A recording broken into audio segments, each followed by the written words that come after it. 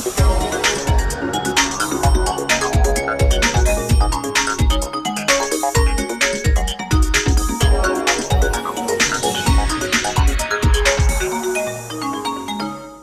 okutegeeza bannayuganda ku bikwekweto ebyetoololera ku kiragiro namba 3 omukulembeze w'eggwanga kye yafulumya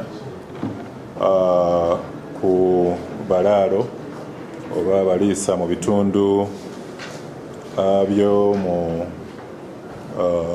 mu bitundu bya Acholi n'ebitundu ebirala mambuka g'eggwanga lino.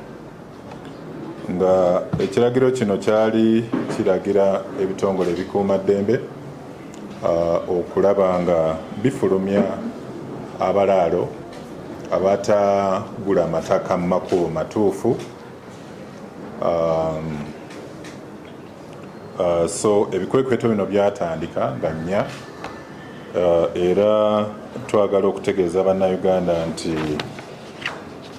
mu kitundu ekya Aswa East Region omuli Padere ne Lamo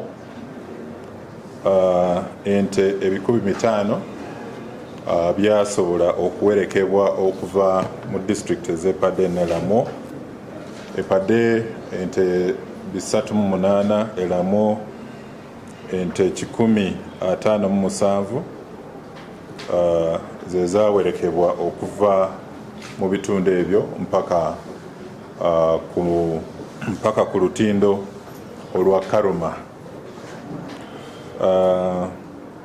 Then mu kitundu ekyaggulu ente 498 zo zaakwatibwa nga bannannyinizo batalina bisaanyizo bajeemedde ekiragiro ky'omukulembeze.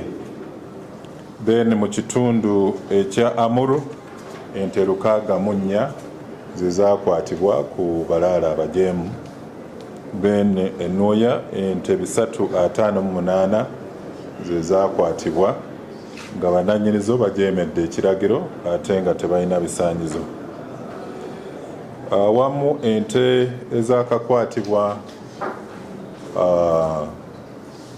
mu balaalo abajeemu ziri 1,406. Then mu kitundu ekya North Choga Patch abalaalo abasinga mu bitundu ebyo basobodde okuvaayo nga bagoberera ekiragiro eky'omukulembeze w'eggwanga.